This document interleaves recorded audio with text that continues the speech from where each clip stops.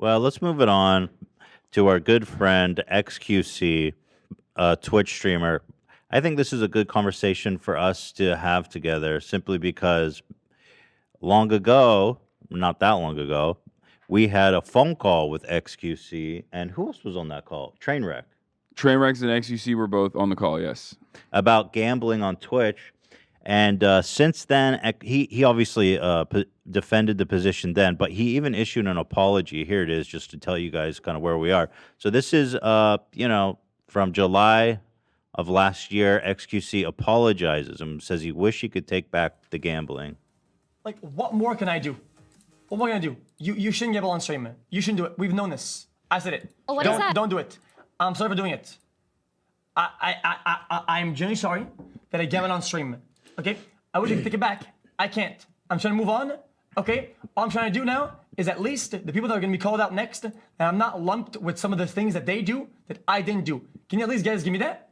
At least give me the benefit of not looking like the other cocklords. Can I at least have this? If I'm going to get shit on by everybody on the internet, can I at least have the very bottom of the barrel of not lumping me in with everybody? That's all I ask for.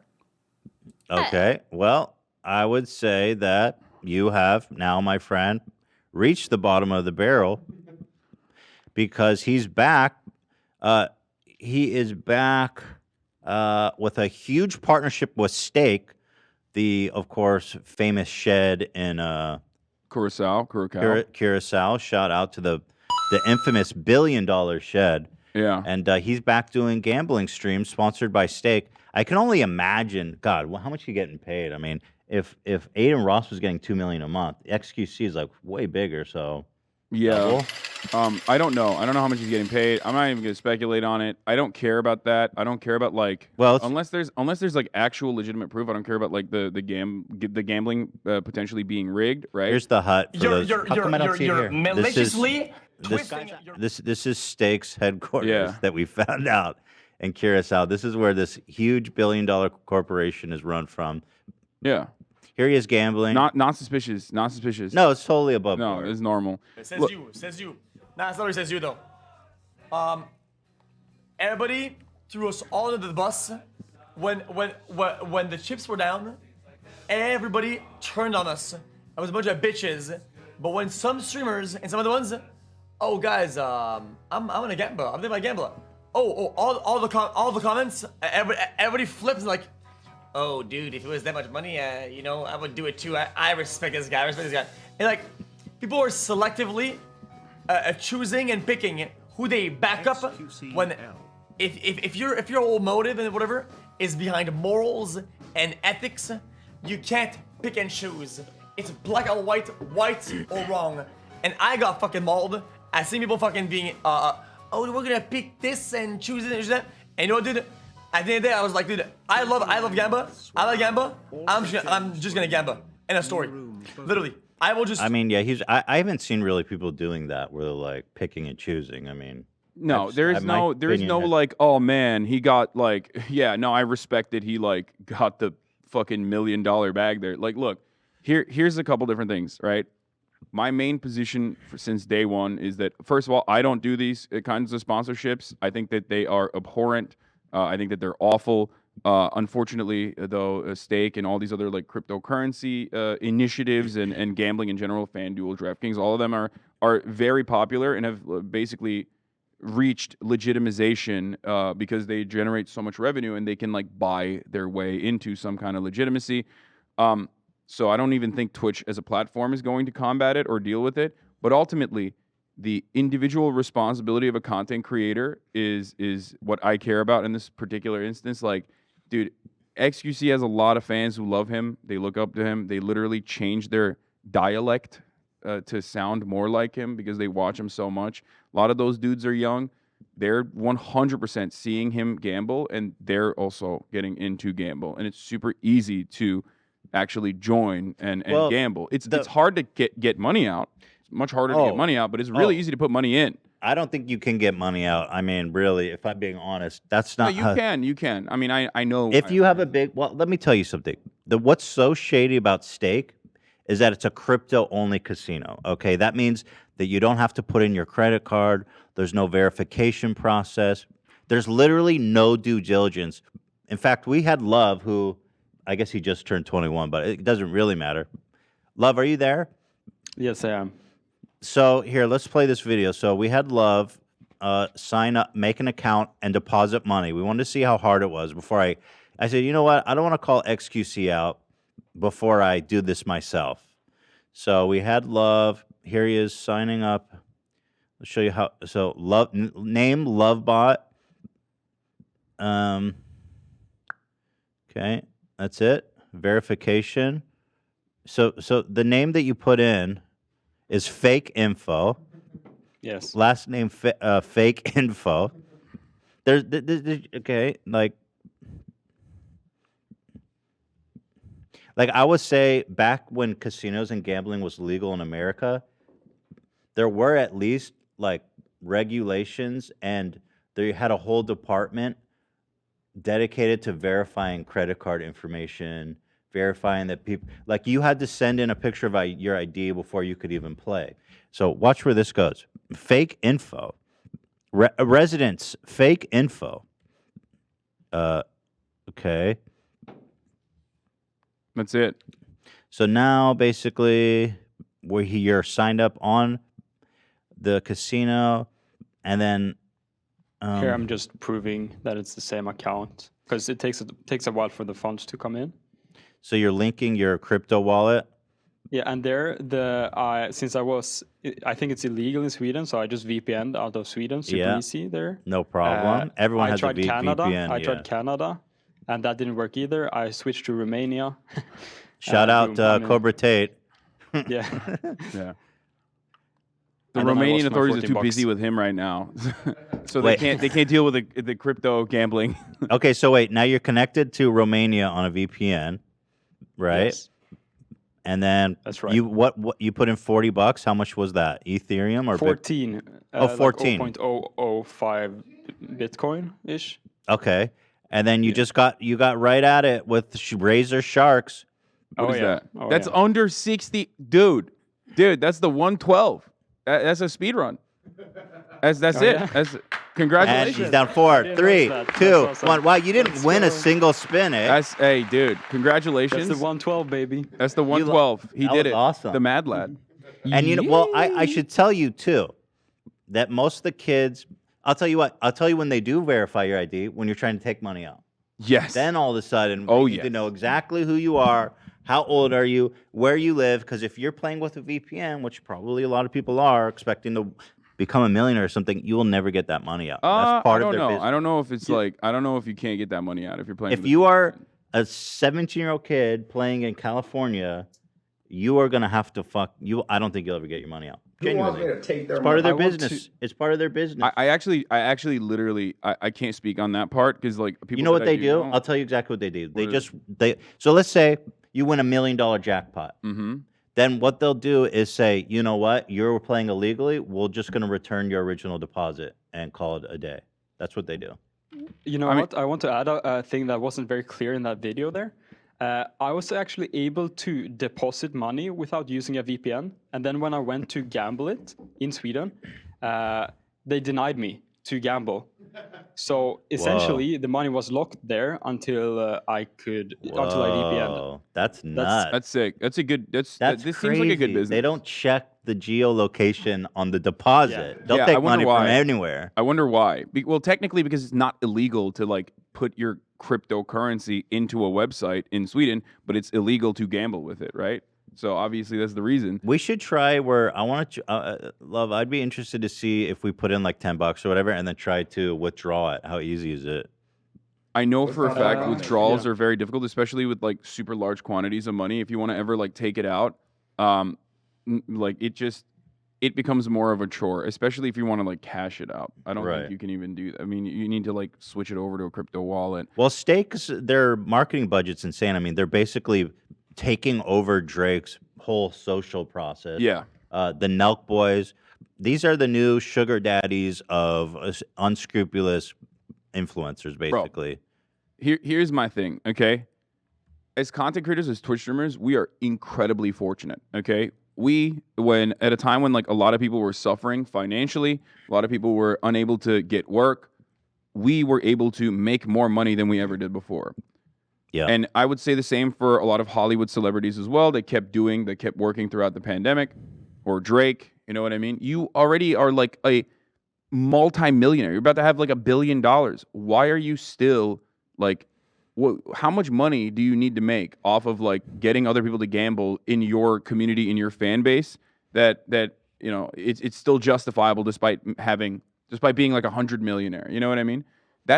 It's wild. I don't understand it. That's why I never understood like the crypto rug pulls either, which this is reminiscent of. This is similar to. Yeah. But somehow I would go so far as to say that it's even worse than crypto rug pulls, because this is a lifelong addiction that you are basically subjecting people to. It's the most suicidal addiction out there. The deadliest addiction, they say. Yeah, it's the most suicidal addiction. I don't know if it's the deadliest, but that's what they. I mean, that's like I think that's like a trope about it. It's like, you don't need this money. You don't. I'm not asking people to like not take sponsorship from some like shitty companies or whatever that like, you know, everyone else is taking sponsorship money from. But this is definitely where I draw the line.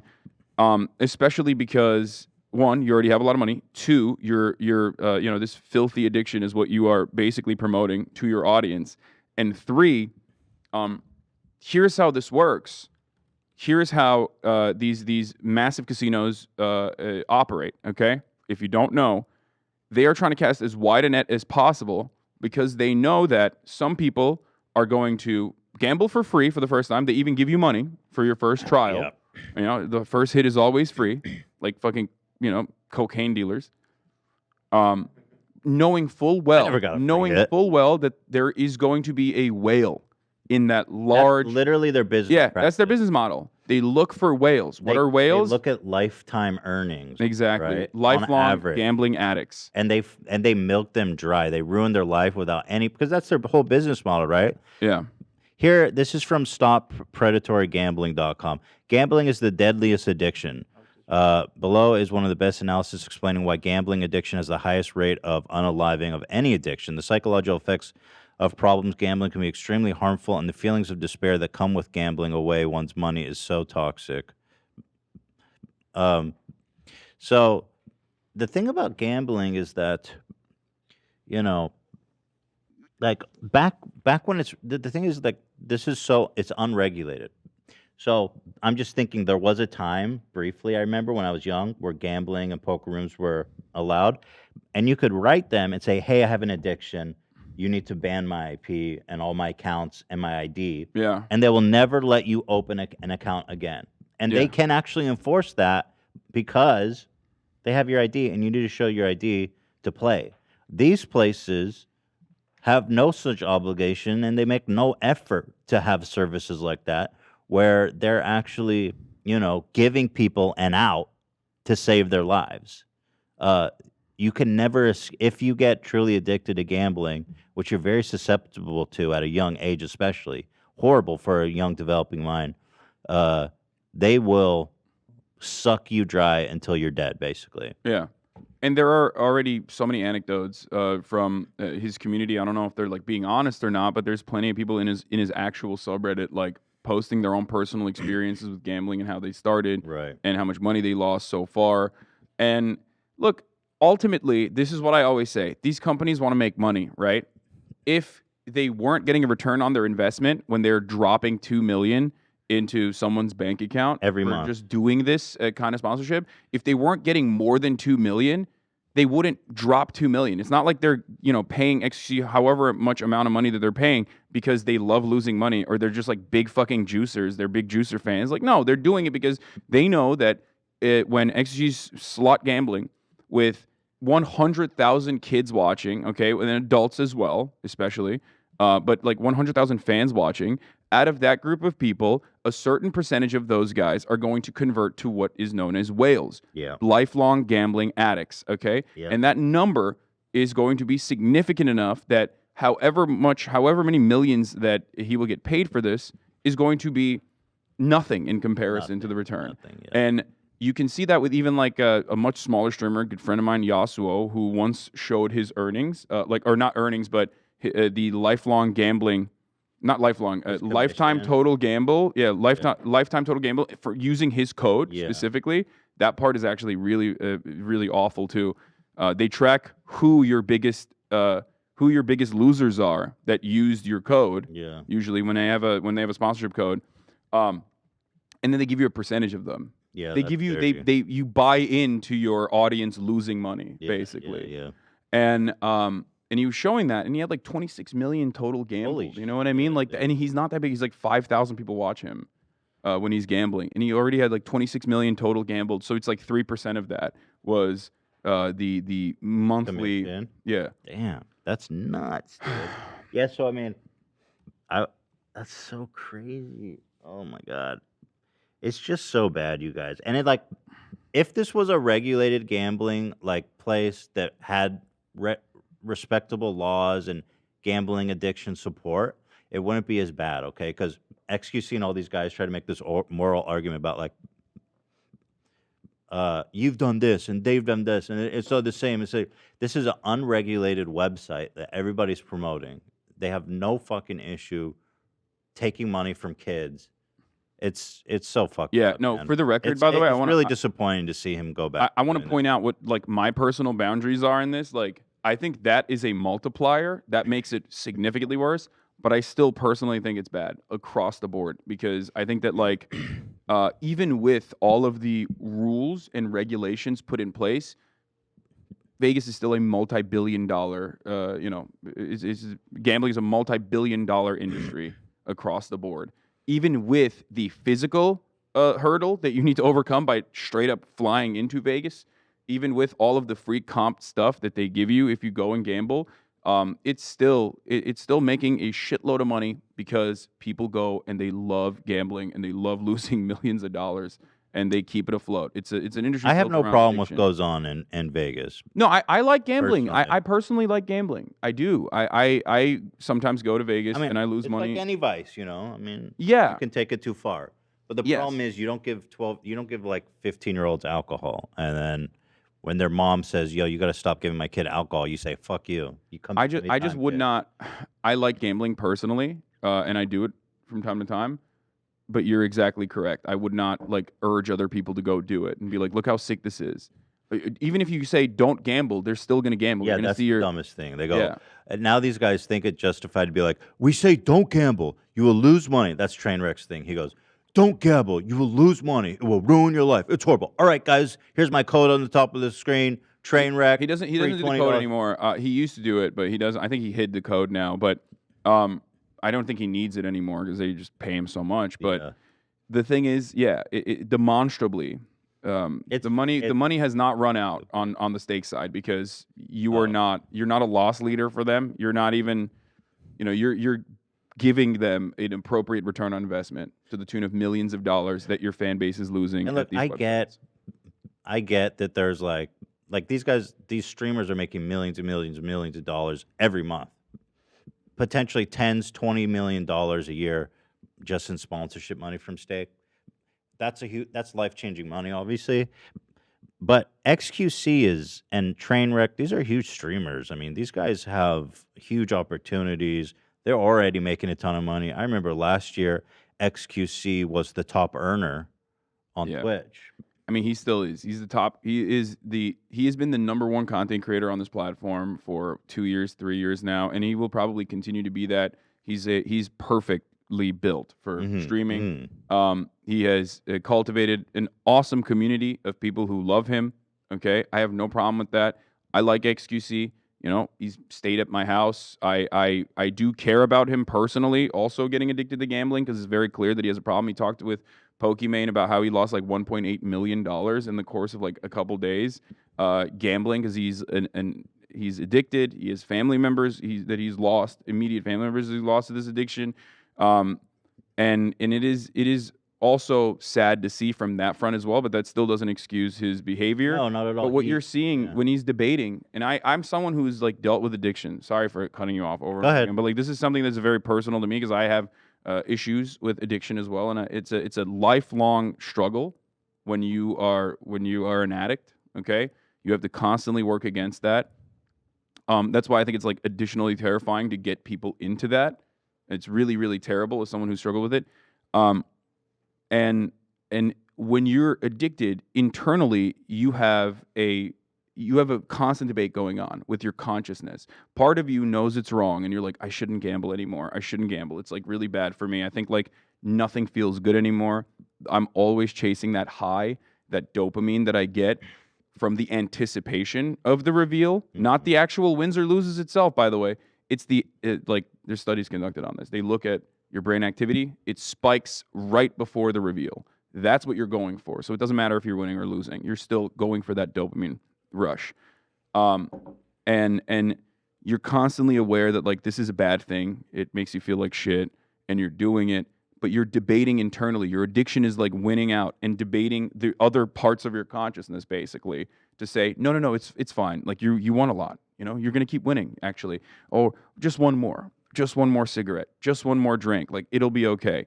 And that is basically what he's doing now with 100,000 people. He's like he's done these. He's had these arguments within himself so much, and all you see when he's deflecting and defending his addiction is basically what an addict does when they're refusing to engage and refusing to like try to get better. I think it's so unhealthy what's going on because he's playing out his addiction in front of a huge audience, and in a way, I feel like they're going to enable him. I mean, a lot of people are angry he's gone back, but obviously his core supporters are going to support him no matter what, and I think they're going to enable this really horrific. If what he's saying is true, that he's just gambling the whole time, he's not streaming, and he lost. I believe it.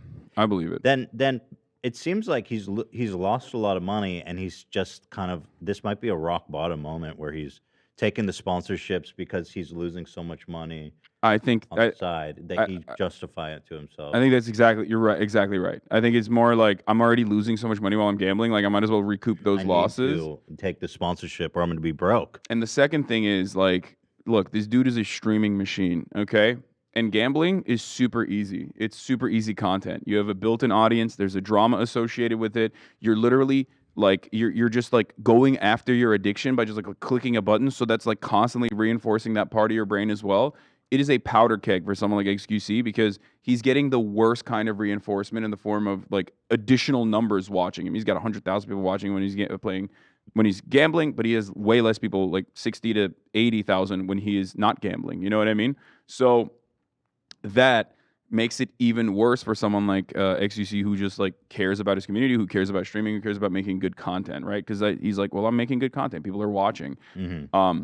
And getting a sponsorship like that is, again, the icing on the cake for someone who is addicted, because now you are, like you said, recouping your losses basically. But I mean, but oh god, it's so bad. It's just such a vicious cycle. Now he's caught in with his fans. It's so bad, man.